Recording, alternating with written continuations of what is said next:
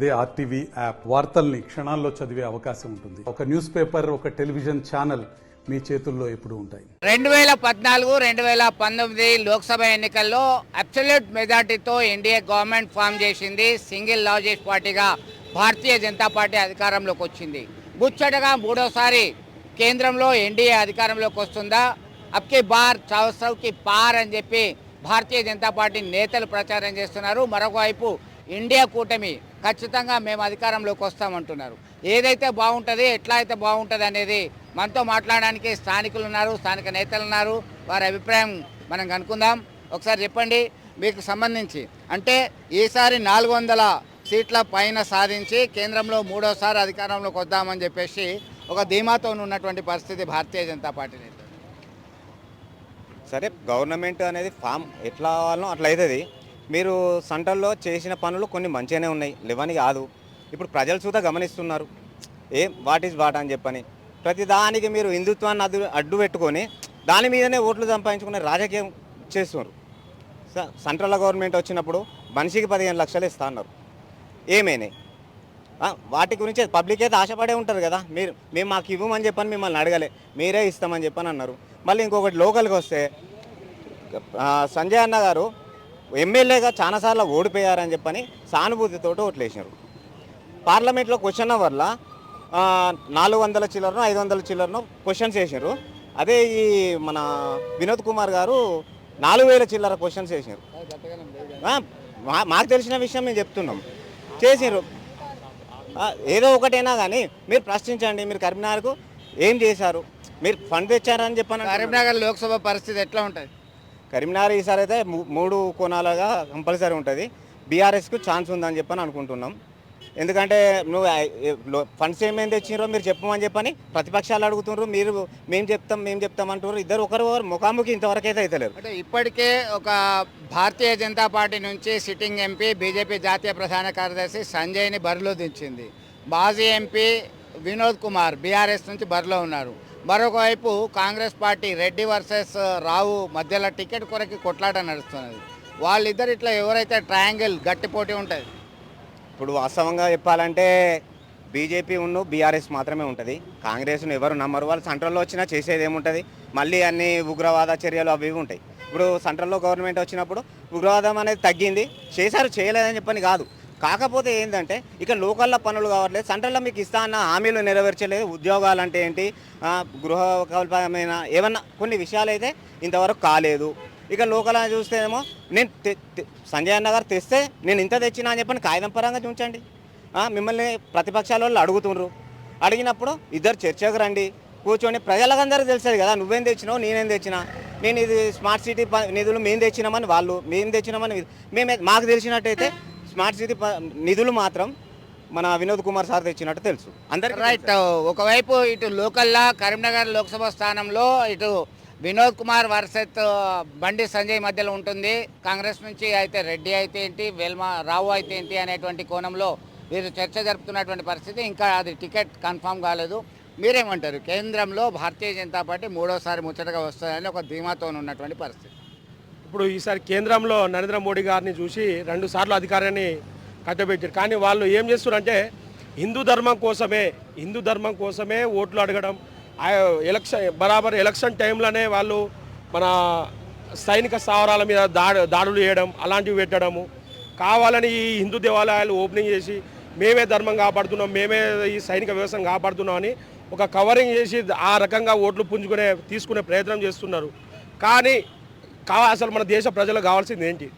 ఉద్యోగాలు, యువతకు ఉద్యోగ అవకాశాలు కావాలి, ఒక అభివృద్ధి అనేది కావాలి. నిరుపేదగా ఇప్పటి వరకు ఒక పూట అన్నం దొరికిన వాళ్ళు చాలామంది రోడ్డు మీద ఉండే పరిస్థితి కొన్ని ప్రాంతాలలో ఇప్పటికీ ఉన్నారు. కాబట్టి ప్రజల యొక్క ఆర్థిక పరిస్థితి మారాలి, ప్రజల యొక్క ముఖ చిత్రం అనేది మారాలి. కానీ ప్రజల యువత ఉద్యోగ అవకాశాలు లేక ప్రజలు రోడ్డు మీద తిరుగుతున్నారు. ఎంతోమంది నిరుద్యోగులు. అంటే దేశంలో ఈ ప్రపంచంలో ఆర్థిక వ్యవస్థలో 5వ స్థానంలోకి వచ్చింది. 3 స్థానాలకు ఎగబాకాలే విశ్వగురుగా అవతరించింది అని ఒక కాన్ఫిడెంట్గా బీజేపీ శ్రేణులు, ప్రజలు, ఆర్థికవేత్తలు కూడా చెప్తున్నటువంటి పరిస్థితి. మీరేమంటారు? ఇప్పుడు ఆర్థిక పరిస్థితి బాగానే ఉంటే మరి ఒక పూట కూడా అన్నం దొరికిన వాళ్ళ పరిస్థితి ఆ రకంగా ఎందుకు ఉంది? పాపులేషన్ ఇంక్రీజ్ అయినా కూడా ఆ రకంగా కూడా మన ప్లానింగ్ అనేది ఉండాలి కదా. ఆ యువతకు కూడా ఉద్యోగ అవకాశాలు ఇప్పటికీ దొరకలేక మీ ఒపీనియన్ ఏంటి? ఈసారి ఒక కొత్త నాయకత్వం అనేది వస్తే బాగుంటుంది అనేది మా ఆలోచన. ఎందుకంటే ఇండియా కూటమి ఉన్నది, కొత్త నాయకత్వం వస్తే అది ఎన్డీఏ ఉన్నది, ఇండియా కూటమి ఉన్నది, దానిలో ఎవరు ఉంటే బాగుంటుంది ప్రైమ్ మినిస్టర్? ఆ ఇండియా కూటమికి ఈ ఎన్డీఏకి ప్రత్యామ్నాయంగా ఒక ఫ్రంట్ అనేది రావాలనేది మా ఆలోచన. దెన్ ఒక వినూత్నమైన ఆలోచన అయితే తీసుకొచ్చిండు, మరి అది ఎంతవరకు సాధ్యమో మనం చూద్దాం. మనతో మాట్లాడడానికి మరో నేత ఉన్నారు, స్థానిక నేత. ఎట్లా ఉండబోతున్నది? ఇప్పటికి 2 సార్లు భారతీయ జనతా పార్టీ నేతృత్వంలో అధికారం కైవసం చేసుకుంది. ఈ దఫా 400 స్థానాలు కైవసం చేసుకోవాలని ముందుకెళ్తున్నారు. ఒకవైపు 370 ఆర్టికల్ అబాలిషన్ కావచ్చు, సిటిజన్స్ అమెండ్మెంట్ యాక్ట్ ఇంప్లిమెంటేషన్ కావచ్చు, మరొక వైపు ఎన్ఆర్సీ మీద, యూనిఫామ్ సివిల్ కోడ్ మీద వాళ్ళు ముందుకెళ్తున్నటువంటి పరిస్థితి, అయోధ్య రామోలయం, ఇవన్నీ కూడా కలిసి వస్తాయి అనుకుంటారా? ఎట్లా ఉంటుంది? యా ఖచ్చితంగా అబ్కి బార్ 400 కి పార్ అని అంత గ్యారంటీగా చెప్తున్నాం. ఇది మాత్రమే కాదు, నెక్స్ట్ 100 డేస్ ప్రణాళిక కూడా మాకు సిద్ధమైపోయిందంటే that's the confidence level that BJP is having right now. అయితే ఇప్పుడు ఎందుకు బీజేపీనే కావాలి అని అంటే చెప్తున్నాం జనాల్లోకి వెళ్ళి. ఇట్స్ నాట్ అబౌట్ ఏం చేస్తాము అని చెప్పట్లేదు, ఏం చేసామో చెప్తూ వెళ్తున్నాం. ఎన్నికల్లోకి వెళ్ళేటప్పుడు వాగ్దానాలు ఇచ్చేళ్ళట్లేదు, చేసిన పనులను చెప్తూ వెళ్తున్నాం. మీరు అన్నట్టుగా అబాలిషన్ ఆఫ్ 370 ఆర్టికల్ కావచ్చు, ఎందుకు స్వాతంత్రం వచ్చిన 75 సంవత్సరాల తర్వాత కూడా ఎందుకు కాశ్మీర్లో ఇంత అల్లకల్లోనం, ఇప్పుడు ఎందుకు కాశ్మీర్లో జరిగిన మార్పు మనం చూడొచ్చు, స్పష్టంగా ఉంది. కాశ్మీర్లో అబ్రోగేషన్ ఆర్టికల్ 370 రిమూవల్ తర్వాత టూరిజం ఎట్లా పెరిగింది అంటే అది డెవలప్మెంట్ కాదా? అది భారతదేశంలో భాగమైనప్పుడు అది డెవలప్మెంట్ కాదా? ఎట్ ద సేమ్ టైం ఎప్పుడు కూడా హిందూ ధర్మం అని అదొక ఏమంటారంటే బీజేపీని అనడానికి అదొక కారణం వెతుక్కున్నారు. మరి ట్రిపుల్ తలాక్ని తీసింది బీజేపీయే కదా. బీజేపీ ఎందుకు ఆలోచించింది ట్రిపుల్ తలాక్ గురించి? ఇంకేదైనా పార్టీ ఆలోచించవచ్చు కదా, ఎందుకు బీజేపీ వాళ్ళే ఆలోచించారు? మహిళల గురించి నోరుతో చెప్పడం కాదు, విమెన్ ఎంపవర్మెంట్ అని మాటలో చెప్పడం కాదు, నారీ శక్తికి ఇచ్చే విలువ ఏంటి అనేది ట్రిపుల్ తలాక్ అబాలిష్ చేసి చూపెట్టింది BJP party. And at the same time ఆకలితో చనిపోవడం అంటే కోవిడ్ పాండమిక్లో ప్రపంచం అంతా అల్లకల్లం అవుతుంటే మన దగ్గర మాత్రము గరీబ్ కళ్యాణ్ యోజన కింద ఇప్పటికీ కూడా నిరుపేదలకి ప్రతి నెల ఉచితంగా రేషన్ ఇవ్వబడుతుంది. ఎవరు కూడా ఆకలితో చనిపోకూడదు అని.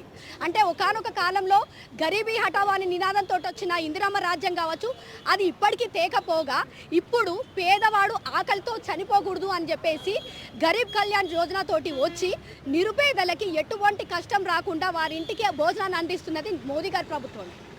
కరీంనగర్ లోక్సభ పరిధికి వచ్చేసరికి ఎవరికి అవకాశాలు ఉంటాయి? ఖచ్చితంగా ఇది నేను అనుకుంటాను, లోక్సభ ఎలక్షన్ అనేది కేవలం స్థానిక విషయమే కాదు, నేషన్ గురించి కూడా చాలా ప్రాముఖ్యత ఉంటుంది.